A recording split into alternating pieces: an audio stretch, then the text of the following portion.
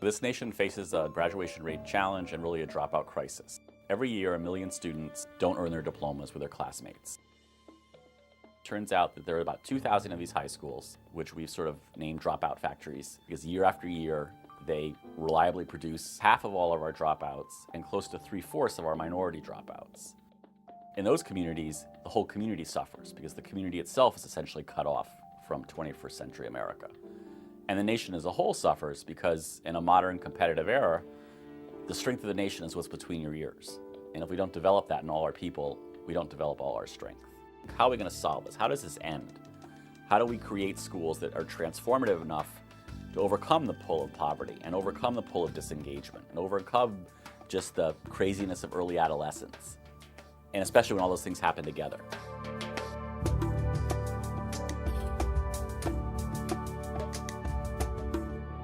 What the Diplomas Now program does is it really takes 3 of the best, what I call not-for-profit school support and intervention programs, brings them together, coordinates their efforts in kind of a common strategy, and really delivers the type of interventions and support in a much more cost-efficient, much more coordinated way.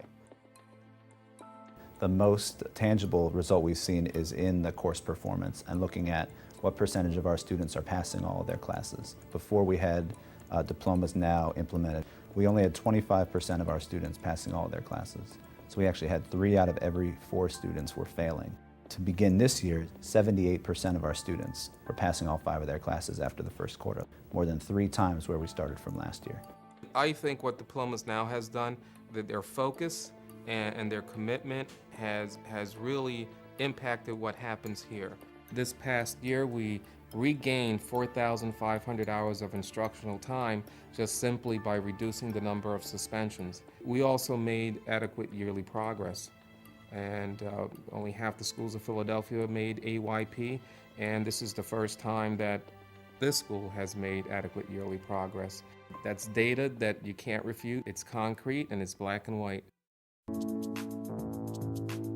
We really have to have an approach that looks at combined secondary, grades really 6 to 14. Kids that make it, particularly from 6th to 10th grade, on time and on track, graduate at least in 3 out of 4 cases, even in high poverty environments. If you don't make it from 6th grade to 10th grade on time and on track, your graduation odds plummet to 1 in 5. Half the kids that won't graduate start signaling that in the 6th grade, either by their attendance, their behavior, their course performance. They're sort of waving their hands. I'm disengaged and in trouble, and if you don't do something, we're not going to have a good outcome here. What we realized is we really needed to have this 3-tiered approach. The whole school had to be reformed, and that's the role of talent development, making sure there's a good teaching and learning environment, making sure students have the right curriculum to close their skill gaps that are engaging and not insulting, making sure teachers are well-trained and supported. And we facilitate basically a conversation with the teachers on how is the curriculum working, is it being implemented, what challenges are you having to implementation. And with that, our goal is also to talk and to learn from each other. So we're really trying to develop that professional learning community across schools. Even that's not enough. If we make the whole school a better place, there's still these kids that need this mid-level, everyday nagging and nurturing, and at the scale of 150. And that's where we realized the role of City Year and National Service and near peers and a team of 10 to 15 young adults who can mentor and tutor and help them complete their homework and call them when they're not there. The most important thing that schools need is capital, human resources, individuals in the classroom. So more and more kids are working in small groups, more and more kids are receiving individualized attention. It's absolutely critical. When there is that kid that might be a disruption, or there is something that a particular student doesn't catch on to as fast as the rest of the class, we can at that point swoop on in and neutralize the situation before they have to take away from teaching the 26 other kids that are on the same track.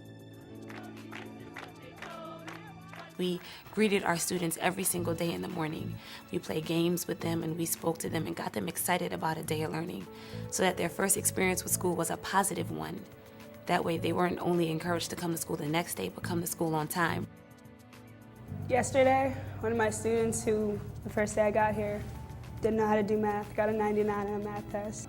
And he literally could not do addition, and now he's adding fractions and doing simple algebra, just things that he told me I'd never thought I could do this. I couldn't even read the word problems when we started, and now I can ace all my tests. And it's just a wonderful feeling, and I wouldn't change where I am right now for anywhere else because of that.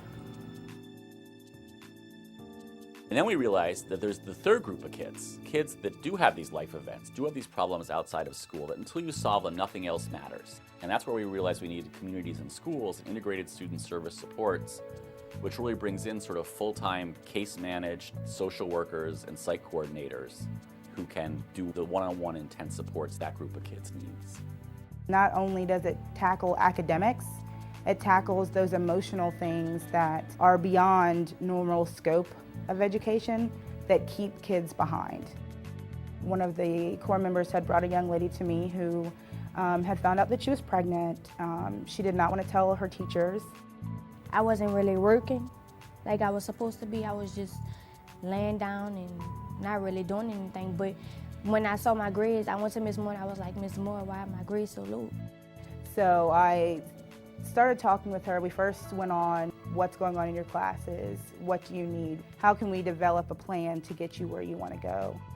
I said I can reach up to my goals by turning in my work that I didn't turn in, by studying more and paying attention in class. So by me doing that, I was on the honor roll.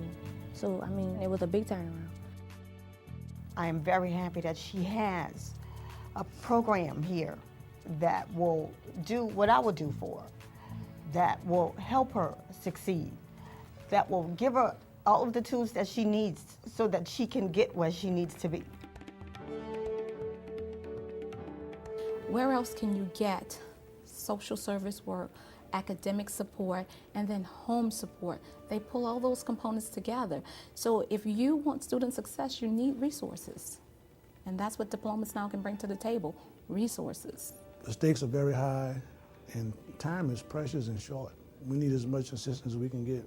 Being able to provide the supports to the students has been what I see as the greatest value, is being actually to meet their needs.